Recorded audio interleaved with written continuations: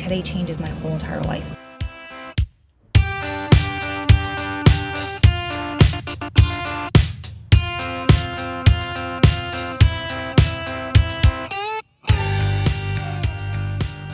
Welcome to Gritability, a podcast about the power of perseverance, overcoming seemingly insurmountable odds to attain the life of your dreams. I'm your podcast host, Adam Clausen. With me is the beautiful and ever radiant Ro Clausen.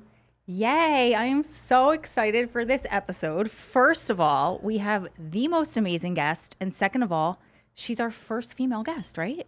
In the studio? Really? I think so. What? Yeah.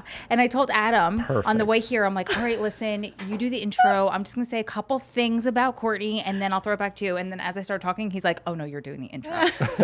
So I stole some stuff out of Wikipedia and I'm going to cheat and read it. But first of all, I want to say this. I'm going to try not to cry because we were talking about hormones right before we started. And I'm in this awful hormonal phase right now.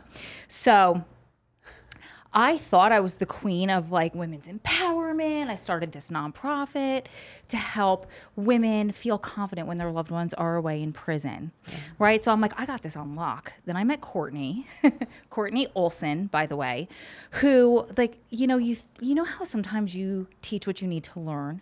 And so I had a baby and my body looks different and hormones and all of this stuff. And sometimes I have these days where I'm like, oh, I'm not good enough. And I don't have to go down that road.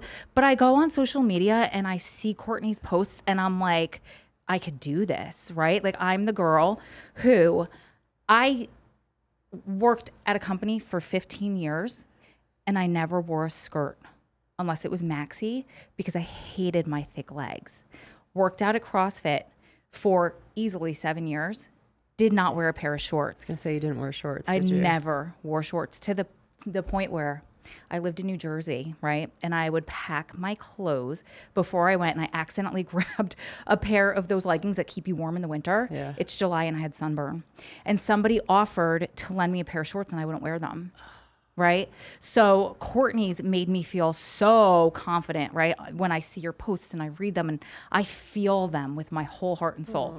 And then on the other end, right? The first time I met you, you're like, I'm going to teach you how to choke out Adam with your legs.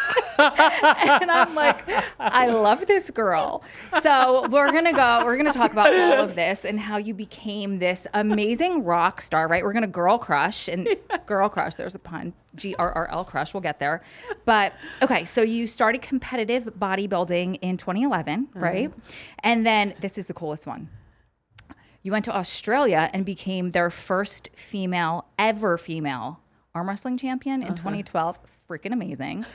And then you've been the subject of many TV documentaries that showed your strength. And this was my favorite, including Stan Lee's Superhuman Season 3 High Voltage, where scientists claimed, I love this, that you had the strongest thighs on the planet. The deadliest. Amazing. Yeah. Amazing. Wikipedia fixed that. Those deadliest is better. You're founder of Camp Confidence, which is a camp which empowers, encourages, and improves young girls and women's well-being. In March of 2020, you were a featured guest in the 4th episode of Former Congresswoman, where she talked about her long battle with your long battle with alcoholism and drugs. I can't wait to unpack all of this. Yeah. Who was the Congresswoman? Because it cut off. Tulsi Gabbard. Got it. Okay. Yeah. And love her. then January 21, you published your memoir titled Crushing It. How I Crushed Diet Culture, Addiction, and the Patriarch. Oh my God. I can't Which, just to interject here, I'm so mad. it's supposed to be right there on the top Yes, shelf. it is. Oh, how cute. But someone left it on her bookshelf. Somebody. Because it literally sits on my nightstand next to my bed. Oh. Yep. And then also you're the founder and CEO of Girl Clothing, spelled GRRL. Yep. And it opened in 2015. What I love about it is the sizing, the very unique sizing, and it's all inclusive. So let's unpack. Where I think I want to start is you are this pillar of self-confidence and you exude all of this amazing female empowerment. You help other people find their own confidence. But from your story, it didn't start there. Right. Yeah. So let's start from the beginning. Like, did it start when? When did it start? When did it start? That's a good question. I would say it probably started in the womb. The more I Wow. learn about the subconscious and how we're creating beliefs from the womb, it leads me to believe that that's when this stuff started happening. I don't have doctorate or scientist in my bio, unfortunately, because, I did a couple years of college and I was like, screw that. It's not for me. Oh, and by the way, do we cuss? We cuss as much as we Okay. want. We're authentic. Speak freely. All That's right. So yeah, I was born breech, so maybe it started then, thinking I was special and different. I don't know, but as far as the troubles, because you don't realize until you're older that ages 0 to 8 years old. Some say 7. Some medical professionals and scientists and quantum physicists and stuff say 7, but ages 0 to 8 years old, we're not fully conscious. So everything is either good or bad, right or wrong. We see everything in black and white. There's no gray area. So we create a majority of our beliefs about ourselves, and a majority of those beliefs are negative. And I'll give you an example. So let's say, do either one of you have a younger sibling? Oh, yeah. Okay. How much younger? I'm one of 6. I'm number 2. Oh, wow. Yeah. Okay. So you're one of 2. So the oldest then would have been how old? What's the age difference? So there's 3 years between us. Okay, perfect. Yep. So, and what's their name? Christina. So Christina is older. Yep. Okay. So you're 1, Christina's 4. Christina's sitting on the floor trying to tie her shoe and do the whole rabbit runs around the tree and through the thing, right? Remember that? Yep. And she can't get it. And she looks up. Was your mom around growing up? Mm-hmm. Okay. She looks up at your mom. Say your mom's in the kitchen cutting up an apple. And Christina says, "Mom, help. I can't tie my shoe." And she looks at Christina, and then she looks over at you, and you are in your high chair standing up, wobbling around, about to fall out, face forward. And she says, "Hold on, Christina, I'll be right there." She runs over to you and grabs you and gets you situated and put back in your chair. What's the belief that Christina just created about herself? Wow, I have chills. Right? And what's so malicious about that is Christina has no clue she's created this belief. Your mom has no clue she's created this belief. And is it true? No. Your mom just didn't want an enormous hospital bill or potentially, deal with your sister, yourself falling out and cracking your head open Sure. and dying. So she's just being a parent. But Christina now has this belief that you are more important. Mom loves you more. And so for whatever reason, you all grow up and you get together at Christmas and you just want to, she just wants to punch you in the mouth, or, do you know what I mean? Like there might be some beef there. Or let's say, you're teaching your son to ride his bike and you take the training wheels off, let's say a couple years down the road, because he's what, 2? Mm-hmm. Yeah. I'm not very good at math. So I think it's been about 2 years. It's been a time warp the last 4 years, but you take the training wheels off and you let him go and you stand there and you watch and you're like, awesome, amazing. And he looks behind him and you're not there. My dad abandoned me. It's the most outlandish, silly thing. But because we don't have that ability to see things in gray, everything is black and white, we create these limiting beliefs about ourselves and they go into our subconscious, and our subconscious mind is 40 million times more powerful than our conscious mind. And that's where all of our programming lives, like blinking your eyes and our heart beating, but then also the programming, right? And so growing up, my mom is an alcoholic. And, back then we have no education really around what is alcoholism and addiction, and, is it learned behavior and genetic? And we just thought she was a bad person that needed to get good, not a sick person that needed to get well, because she was a hot mess. And I, just feared her. She's, I wouldn't say violent, but very aggressive. And I'll point this out in case she comes across it on the internet, because sometimes, she randomly shows up and is like, we're good friends today. But that being said, it wasn't the case for a long time. So long story short, my parents divorced like most kids at 8 or so, went to a new school and, starting to become aware of my body and having these bigger legs. I remember I used to blow the crotch out in my tights, like in kindergarten. My mom would get so pissed off at me and my parents worked out of town, and so I'd often stay with like cousins, or even though they weren't cousins, right? Everyone's your cousin growing up. You're like, oh, we're not actually related by the time you turn 15. So, yeah, I would stay over and grew up in Garberville, California, where we were in the mud, in the river, in the trees, needing changes of clothes all the time. And I could never fit into my friends / cousins' clothing, boys, girls, not even like the uncle. Like my legs were too big. And so that gave me, huge insecurities. And by the time I got to junior high, I've been severely bullied like most kids in the 5th, 6th grade, because that's kind of like when a lot of this stuff happens. And no sense of, assertiveness or self-worth, or you don't realize the impact of growing up with a parent who's an alcoholic has. And it's so cool to see you two so present in your child's life, because what we have today is this epidemic where everybody is on their phone, and it is just as bad as alcoholism because you're not present as a parent. And this child is creating the same beliefs. Like, I sit and observe so many parents like just on their phone scrolling stuff, and the kids playing, but meanwhile, trying to get their attention, and they're like, not really there and not really present. And it has the same impact, and they're sitting there creating those same beliefs. So, what you're doing and being role models and showing that you are present and observing is so powerful. So by growing up, it's not like she wasn't dragging me around from trap house to, squatting in places that didn't have electricity, or, you know what I mean? I always had food to eat, but it was just very unstable, and like what was going to happen next. And she driving drunk and would fight with my dad and always take me with her as, come on, Kortney, we're going. And so anyway, by the time, I got to junior high, that manifested into counting calories. And prior to that, actually, in junior high? Yeah, in junior high. So it would have been 11, because I'm a November baby. Wow. So yeah, so started school like at 4. So it was about 11.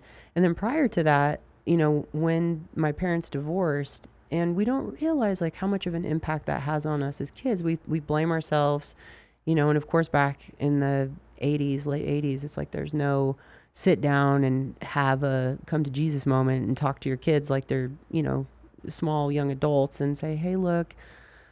So things don't get discussed. And, I go off with my mom, who's still sick with her alcoholism. And again, no clue what alcoholism is still at this point. I just think she's a bad person. And so by this point, though, when I got to junior high, I actually moved in with my dad, and he remarried. So, new siblings in the picture, and that's a whole nother story. And, but yeah, prior to that, and changing schools and everything, and getting bullied, and then we had a massive earthquake. It was like a 6.9 earthquake up in Northern California, and caused a bunch of damage. And it was like at 3 o'clock in the morning. And this is why I had like Coke bottle glasses. I was so blind as a kid, just this chubby, like Coke bottle glass. Like, Sounds not adorable now. Yeah. Nothing like seeing me get knocked out on slap fighting with a blonde mohawk doing a forward somersault, you know what I mean? So just this little pushover, didn't want to rock the boat little girl. And anyway, waking up at 3 o'clock in the morning, and I was staying at my brother's friend's house, who had a water bed. So I was in a strange place, couldn't find my glasses, and I'm still to this day, I'm terrified of earthquakes. And so that caused some type of anxiety, because it was coupled with starting a new school, and them getting a divorce and living with an alcoholic. And I started this tick of blinking really hard like this. And today, you think about, my gosh, instantly I would have been put on something, whether it would be Xanax or, Sure. an antidepressant, and fortunately grew out of that. But then it morphed into counting calories, right? Because as an addict, we look for something to control. And so that then turned into my body image. Just a quick question. Yeah. How did you even know about counting calories at that age? That's a really good question. I think it's just, diet culture has been so pervasive through forever. And now that you say it, and I think about it for more than 2 seconds, my mom, growing up, she was on every diet, right? Okay. Remember back in the 80s, there was, oh my gosh, the Hollywood diet, the cabbage soup diet, the Atkins, and then we moved into fat-free and low carb, and there's just always something. So, and plus she had Lyme's disease for a number of years, and the doctors kept telling her it was stress, so she lost a bunch of hair. So she had a ton of insecurities herself.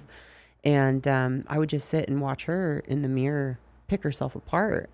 And, nothing was ever good enough. And, as children, again, from ages 0 to 7 or 0 to 8, we're sponges and we absorb all of the programming from our parents. That's why we have this generational trauma, and we just walk straight into their shoes, and even though she terrified the shit out of me, because by the time I got to high school, she had ended up moving down the street from where my dad lived, and I'd go down and see her, and she was really sick with alcoholism at this point, where I'd walk in the door and she'd be like throwing shit at me, like, get out of here, I don't know who you are. And I'm like 13 years old, like, ah. And at any rate, so the body image stuff, that's what I thought was the problem, not addressing childhood trauma. And that word is so loaded. You know what I mean? It's like we hear the word trauma and it's like, oh, and then of course like I said, what degree? Because we all experience some form of trauma in one way or another, right? And it impacts us in different ways. And that's what I love about you two, is that you're talking about resilience and how to work through that. And it doesn't matter, how severe it is on the scale. If it's had an impact on you, it's had an impact, period. And you need to address it and work through it and not stick something in your mouth, right? So, because that was my solution, was either sticking my finger down my throat, and then eventually became a methamphetamine pipe, alcohol, dicks, gossip, anything I could put in my mouth to change the way that I felt about my body was my exit, So yeah, I got to high school, and I still was set out to be the first female president of the United States. So, but I will settle for being your first female guest. There you go. And so yeah, I got to high school, and went through bulimia, anorexia, and then my senior year, my stepsister started using meth, and I went with her to a party and was introduced to it, and then it was like I found the Holy Grail. It's like, whoa, I was super productive. And at this point, my senior year, I was like the school president, and nobody figured it out. Time out.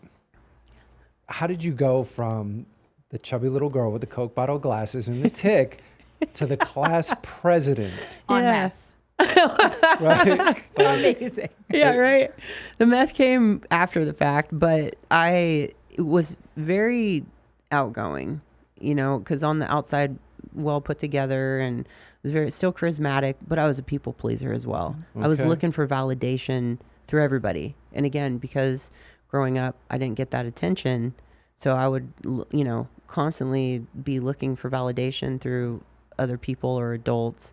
And that often turned into flirting with my male teachers as well, and realizing that I had this charisma and not knowing how to use it properly. There were a lot of teachers at a private Catholic high school who should have been fired in hindsight. I was going to say, this just about turned into what are one of those shows, the documentaries on. Yeah. Well, I did go to a private Catholic high school as well, and this high school was caught up with these dioceses that actually got in quite a bit of trouble in Northern California, and the archbishop got fired, and like all sorts of stuff went down. Yeah. So we're both products of those same type schools, so we know exactly what you're talking about. We're recovering Catholics. Yeah, that part. Careful, if my mom hears that, Canceled. Yeah. No Christmas for you. Right. So yeah, I got to my senior year. And then, at the time, again, I was like, started the first girls golf team, captain of the cheerleading team. That's what I was looking for. Yeah. I had a feeling there was more there, because you're someone who just has this energy about you. Yeah. And it's been my experience, and we've talked about this often, so many of the people that we come in contact with now who are successful, who've gone through some crazy stuff in their past, like there's signs there were signs early on that you had something, you had a gift, you had this strength, this energy about you. And what I'm hearing now is that it started to manifest itself.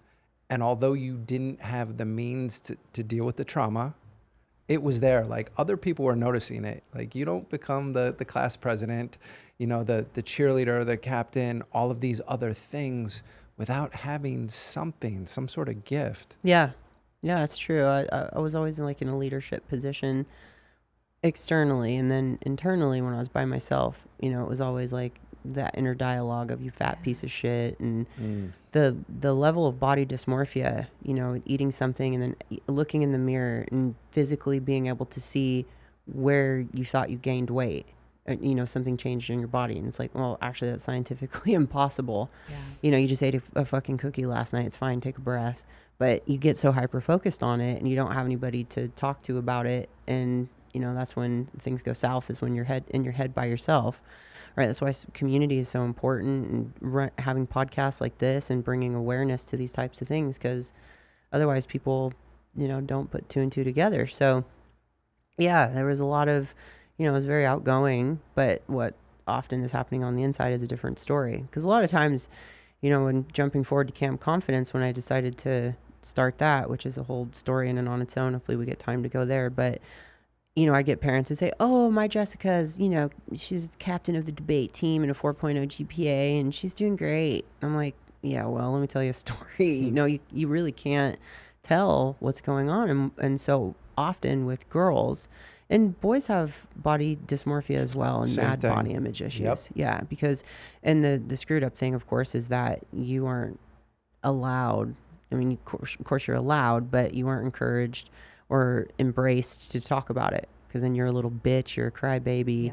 Yep. Get over yourself. The fuck is wrong with you? Right? Man up. Yep. Step outside this box. You're a little bitch.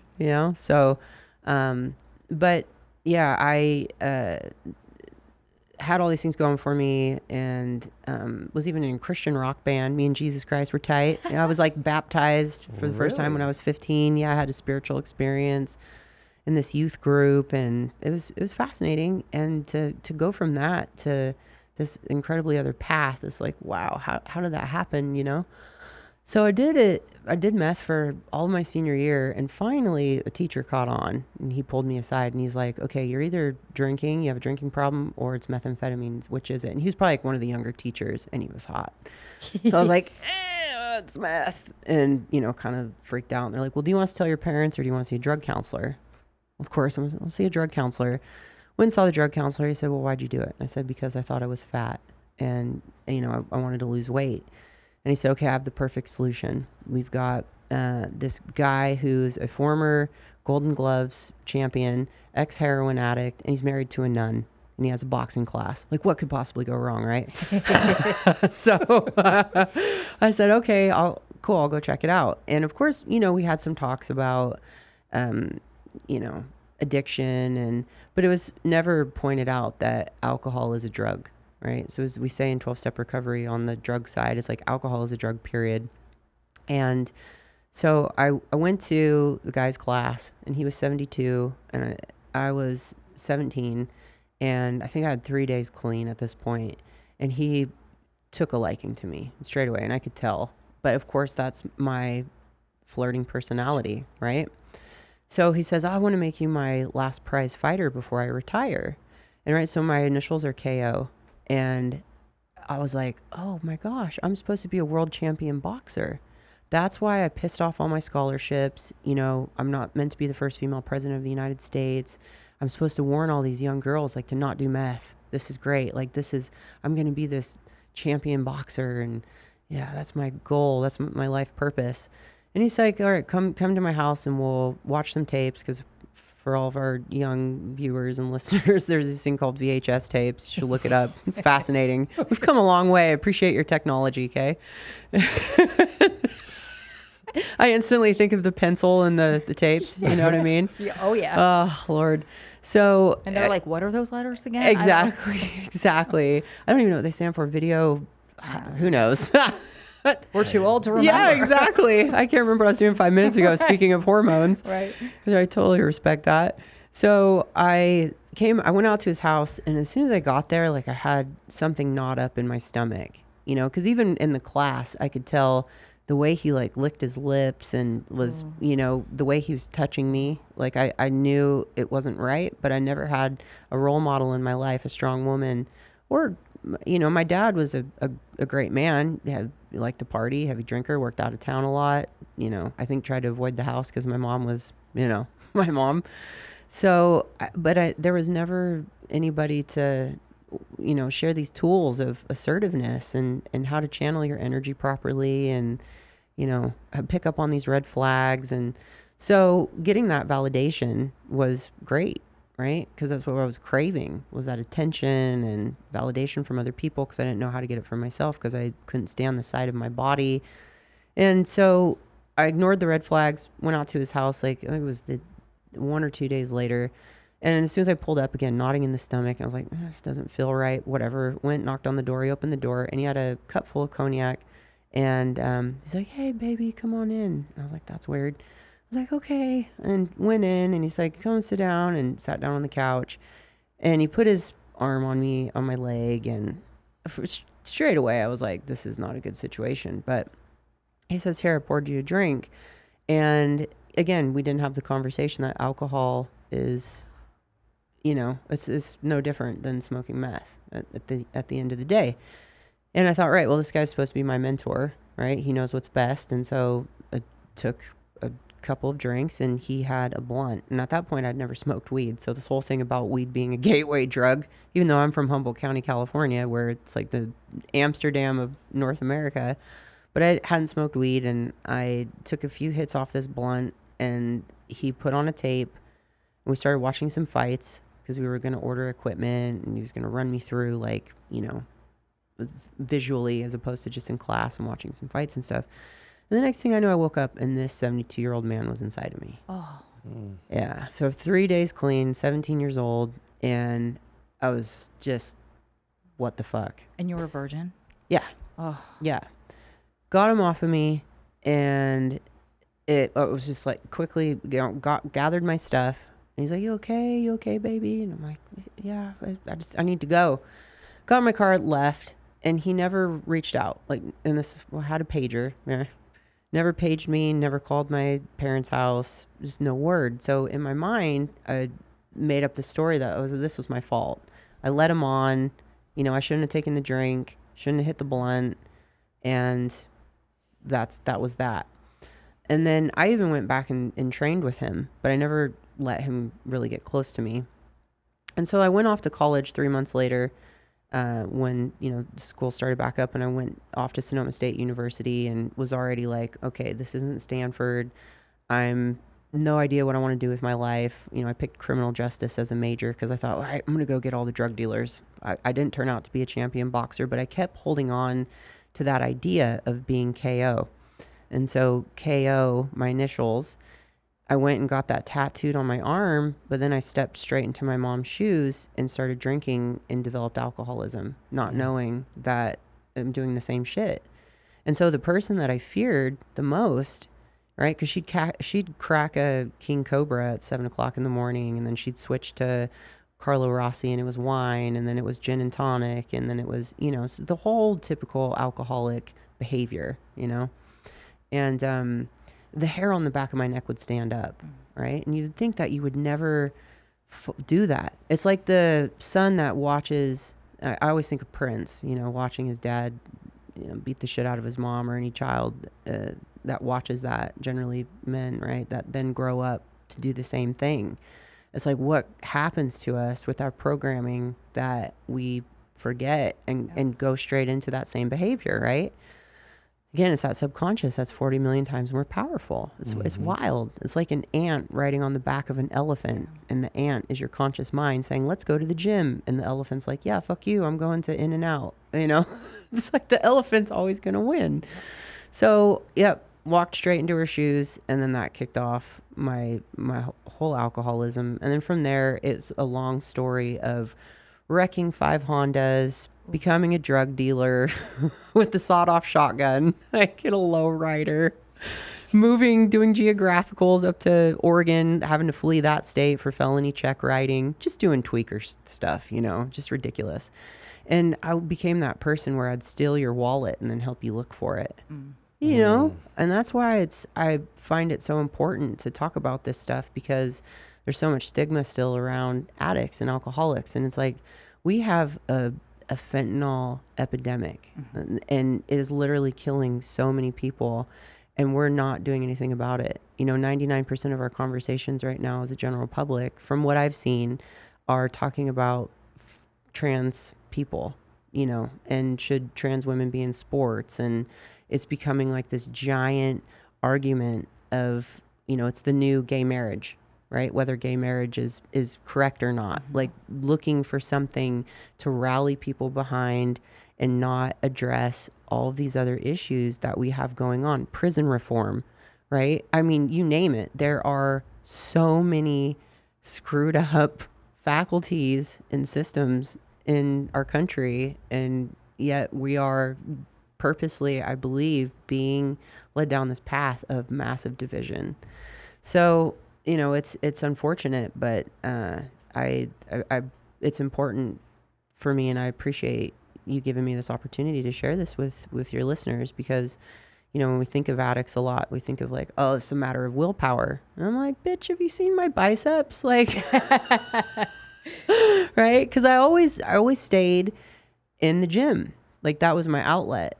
Even though it didn't fix my issues. I mean, it, became, and I'd still go into the gym high. Like, I'd smoke meth and then go do cardio. That's a good idea, right? I've been there. Yeah. Very, very similar. Right? Yeah. I talk about my stories on, when I got out of prison and eating healthy and the supplements that I was taking. Yeah. I'd be shaken before I'd even get to the gym. And I'm like, this is good. Like, this is my healthy outlet. Right. And I found that I merely substituted. Yep. Like, my obsessive compulsive behaviors are always going to be there. Yep. And I know that there are things that I do that drive my beautiful life crazy. Back at ya. And I'm very conscious of that. Like I said, but look at those tits. You cannot. I'm sorry. You'll work on any OCD to please this queen. Absolutely. And it's being conscious of it. Yeah, and right. It's having someone that I know that I can trust, that's going to give me the feedback that I need. Yep. So I know when I'm a little bit off, and we have these very candid conversations. And it's an ongoing conversation. But getting to that point took me personally many, many years. Right. So I'm really curious to hear, like, what was the point? Where do you get to the acknowledgement of when things are crazy? Yeah.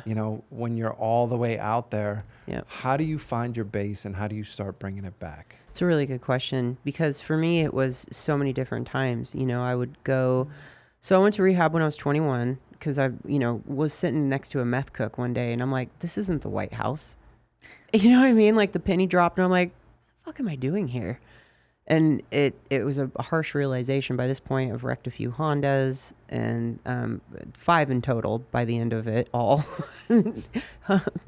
This episode has been brought to you by Honda. Holler, please pay my friends. We are looking for sponsors. Yeah, safe cars, and motorcycle. And so, I went to rehab, got out, and I heard the message, of the 12 steps and recovery and learning different tools and things, but just wasn't ready. And from there, again, in and out. And then even at one point, again, towards the end, I found, because I was very functional, right? I finally kind of got to a point where I was functional, even at my worst, because then I got back on meth at one point for like 3 years. And that, I was very productive. Like, I'd increase your property value by like 50, 60 grand, because I'd go out, we'd paint and like edge in on the ceilings and retexture the ceilings, and up there at 3:00 in the morning scraping off the popcorn shit, and like out pulling out crabgrass by hand at 2:00 in the morning with spotlights. We had a bunch of like old neighbors and they were just happy to see us, like sprucing up the place, but they never put two and two together. Like, why are these people out there with a spotlight and cocktails? Wait, that's really funny because I'm like, was she doing real estate at the time? I was just tweaked the fuck out. I wasn't one of those tweakers that would like, separate screws and nails into little things and then dump them out. And it's just, I would like help you fix your, taxes and your credit and stuff like that. So it made it even more difficult because I was like, I'm, productive, but I again, and then you add an alcohol because it was like speed on its own and never wanted to have alcohol. And then it was just alcohol. And then it was speed and alcohol. And that's when, things get really out of hand. And, so yeah, found the gym, kind of was using that as an outlet and would go in and out of the 12-step recovery rooms a number of times. And I just was not ready. And I like relapse is a big part of my story as it is with a lot of us. And, unfortunately a lot of people don't make it back. And I truly, that's believe where I'm at now. If I don't think I have another relapse in me, and I'll have 13 years clean and sober June 14th this year. So basically in a month. And, I got clean off of meth and drinking because I had 4 felonies hanging over my head. I was innocent. I had to pay a lot of money for a lawyer to prove that, and that's a long story too. But it was enough to be like, okay, this is gone too far. Like, this is absurd. It wasn't the 5 Hondas. No, not the 5 Hondas. Right? That's the insanity of it too, where people are like, okay, in one hand you have your wife, your house, your job, your kids, and in this hand you have one drink. And you're like, it's gonna be different this time. Bitch, you've touched the fire 10,000 times, and every time you've touched it, you burn off your skin, your hand's gone, your wrist's gone, you have a knob here, and you're like, I bet if I just touch it one more time, it'll be fine. It's like, when are you gonna get it? So and I want to point out, I don't have emphysema, even though it sounds like it. I don't know. I've had this for like 2 years now. I'm going to blame it on the vaccine, but we won't get too political on his podcast. So I'll go ahead and park that, but just wanted to point that out. So then I hurt my back wrestling because at this point I discovered the muscle kink industry.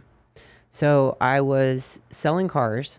I was an internet sales manager. I had a lot of sales jobs throughout my using. Like I worked for 24 Hour Fitness. I was selling reading programs. Fuck you, name it.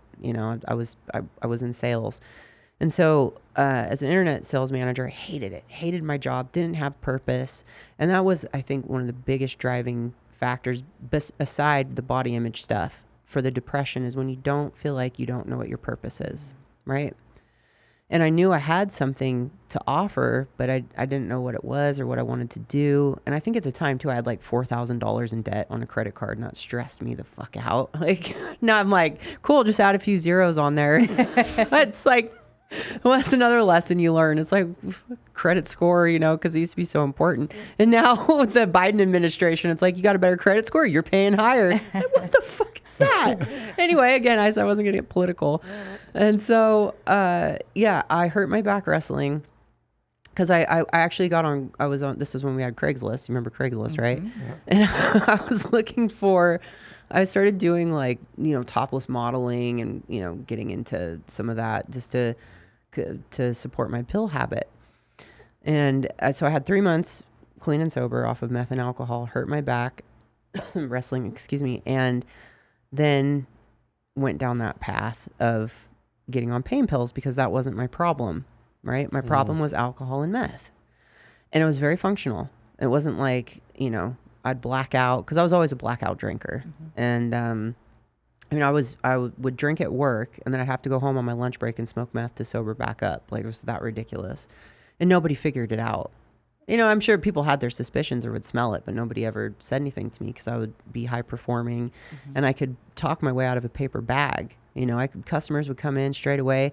We'd be best friends. I'd build that rapport. And so I got away with shit for a long time, And then I started taking pain pills. I was on Craigslist and I came across this ad and it said muscular calf video shoot.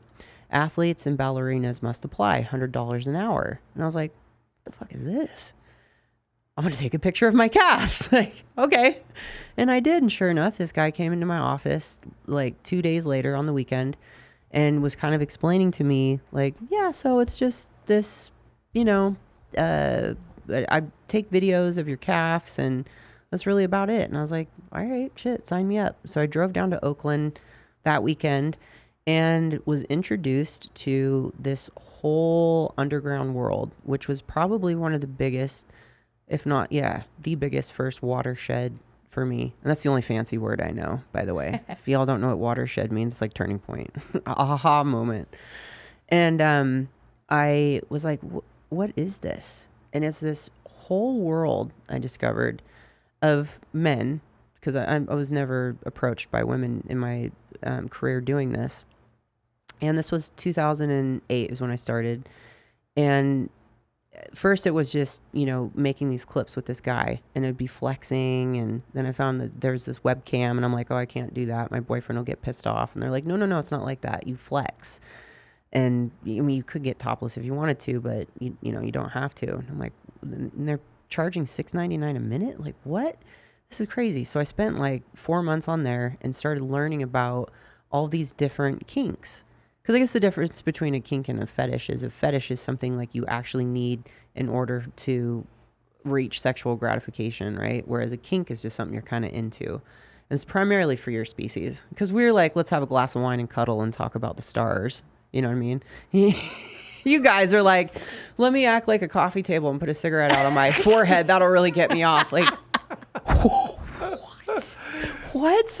Right? Like, men and women's brains are programmed so differently, you know? And I've learned to appreciate that. I believe that's because, you know, you're thank God, because if you were all attracted to Paris Hilton, you know, it would be a pretty boring world, right? So you're into all sorts of interesting stuff that us as women would be mind blown about. I had a guy in the Kingdom of Bahrain who I'm still very good friends with today, I've never met, who would send me $400 Western Union to grow out my armpit hair, take pictures of it, sweat in a sports bra, and overnight it back to the Kingdom of Bahrain.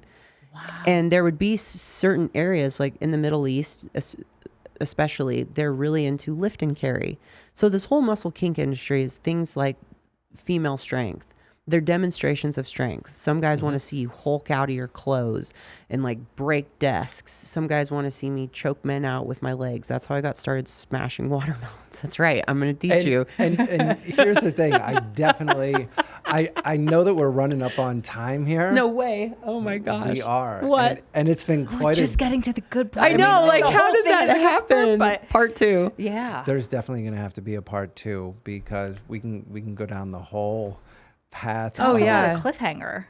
Right? How did that happen? That's so wild. Well, that's so wild. You know, one of the things that we really like to focus on is getting to the aspects of your story. Yeah. That not every, you know, you don't get a chance to talk about these probably as often. No. Everybody knows all of the other stuff, what they see on TV, what they've read in the book. Yeah. But we really wanted to know like some of those foundational events in your life that really have made you into the incredible leader, community builder that you are. Yeah. Like the strength that people see in you now. Yeah.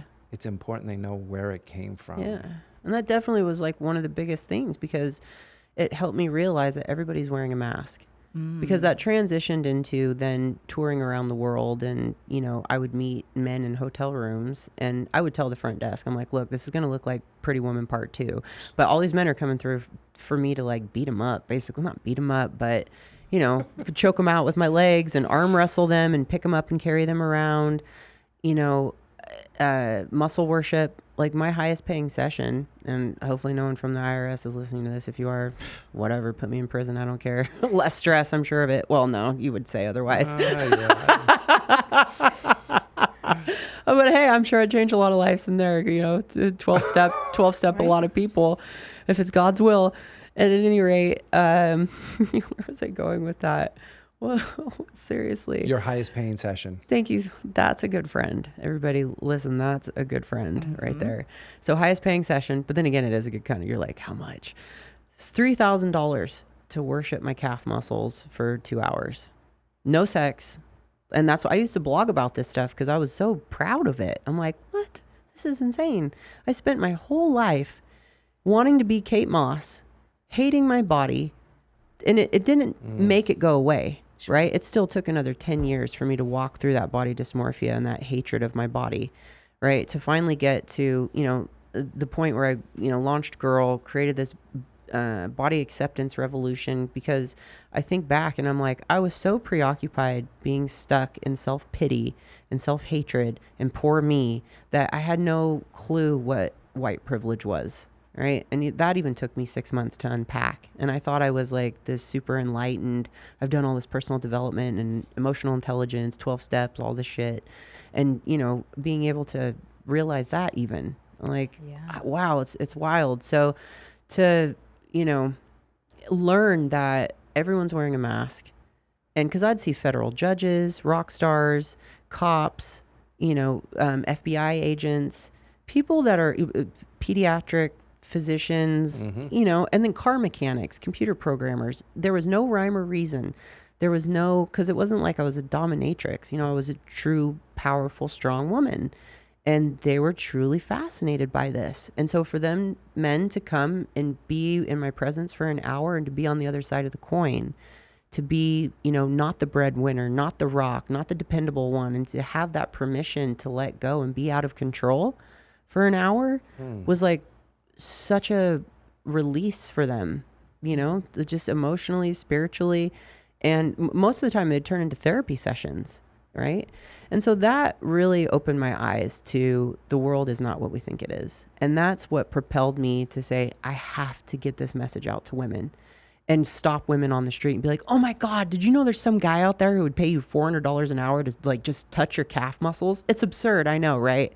Because people would be like, no. I'm like, no, I'm serious. No sex. Like, I even started producing a docuseries around this last year because I find it so interesting, right? And that's also where we get into topics of gender roles and, what direction are we going with humanity at this point? And, are we becoming a genderless society? And that concerns me to a certain degree as well. And there's still a lot of stuff to look at and unpack there. But as long as we're having productive conversations like adults and not just pissing in each other's Wheaties, like that's what there's a lot of that going on, and I think to kind of conclude everything is that, we've got to look at each other as souls having a human experience and treat each other with respect and kindness and put humanity back into our lives and realize that we're actually a lot more alike than we are different, and think open-mindedly and be like, why did we just go through the last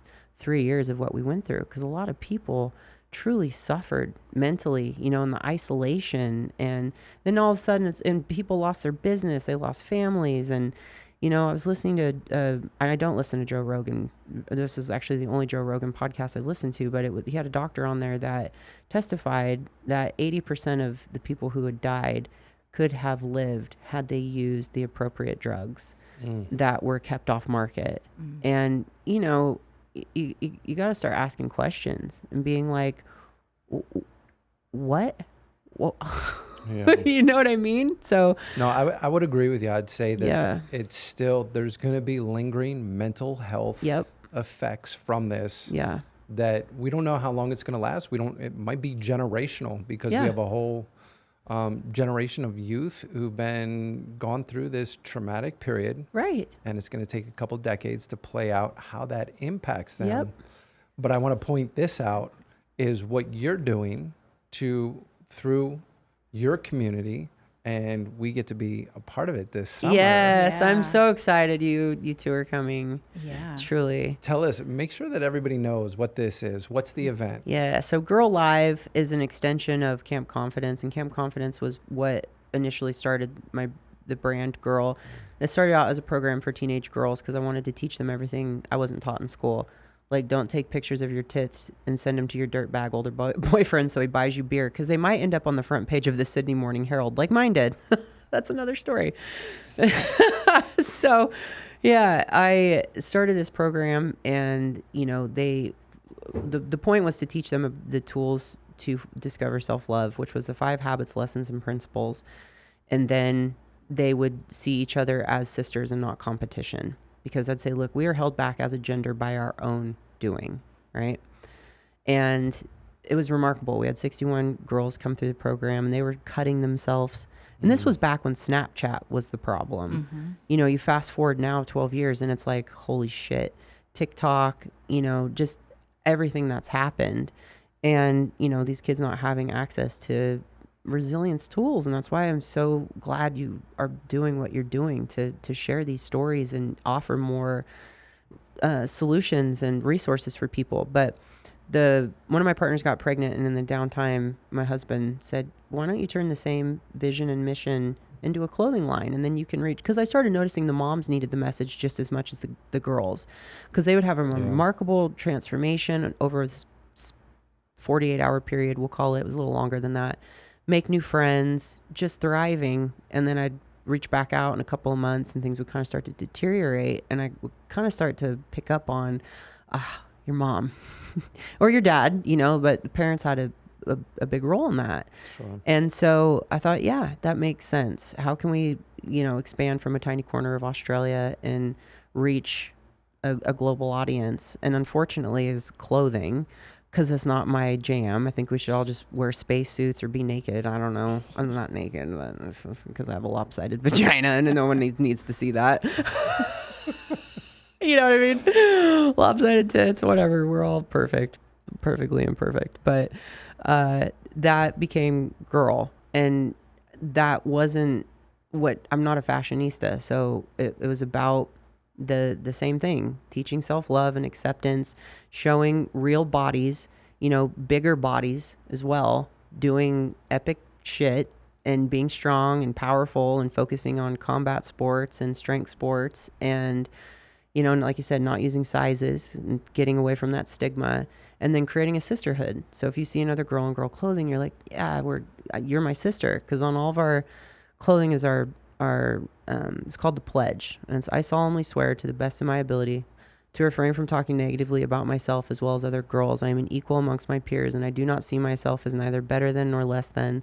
Through this pledge of non-judgment, I understand and embrace that I'm having a positive impact on the world and furthering the global revolution of body acceptance.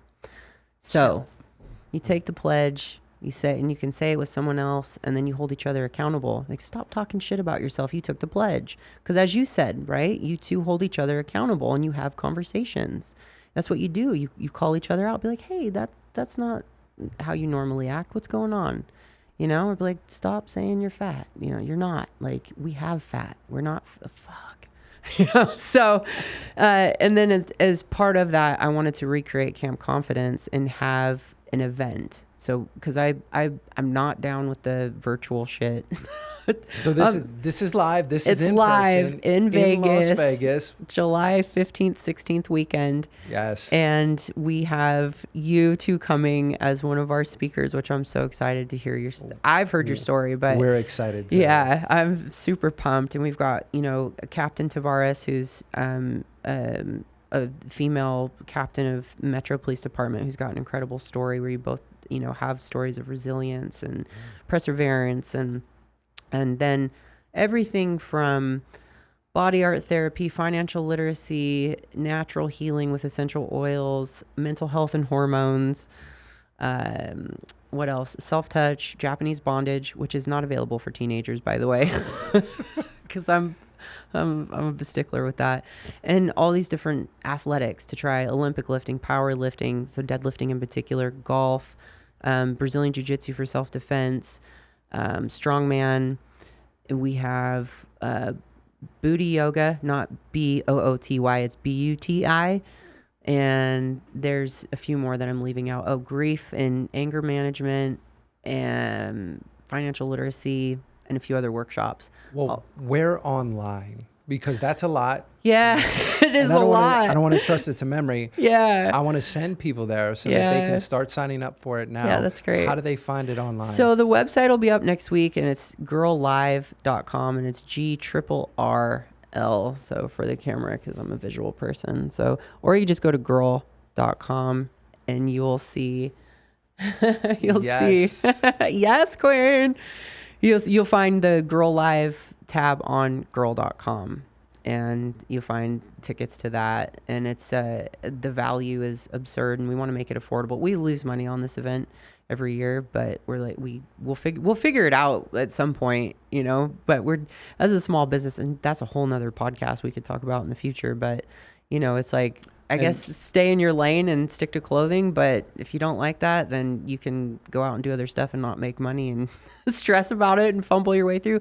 But meet amazing people who come and dedicate their time and believe in your cause, and I'm super grateful for you both. We definitely, we believe in your cause. We're all about the community. Yeah. We're happy to be able to not just support it, but to actually be a part of it. Yeah. Like, really excited about that. Yeah, and anyone listening that believes in this and wants to sponsor, because you just said you come out negative, please. Yeah, we got our sponsorship deck will be done this weekend, because our order's been late for 3.5 months. And as a small business, you know, and you run month by month and you're running in the negative on your cash flow. And in apparel, if you're thinking about getting an apparel, y'all, don't do it. I'm just going to put that out there. No. Stick to selling salsa or something like that. Okay. Noted. Sign up. We need everyone to sign up, come to the event. Yes. We're excited to be there. It's coming up shortly. Listen, this time has flown by. We're going to have to do this again. We're going to have a follow-up because there's so many other things that we didn't get a chance to get into. There truly are. There's a lot more. But listen, this has been great. It's been another incredible episode of Gritability, podcast about the power of perseverance, overcoming seemingly insurmountable odds to attain the life of your dreams. So excited, so grateful that you made it in here to spend this time with us in the studio today. Thank you for having me. Kortney, it's been great. Love you both. Ro, you want to take us out of here? I don't know what to say. I mean, my mind is just going. I had so many questions, but here's how I'm going to leave it, right? The girl, okay, who came into the world breached has the deadliest thighs on the planet. Like, it couldn't have happened any other way. Right? Okay, so that's it. We love you guys, and we will see you on the next one.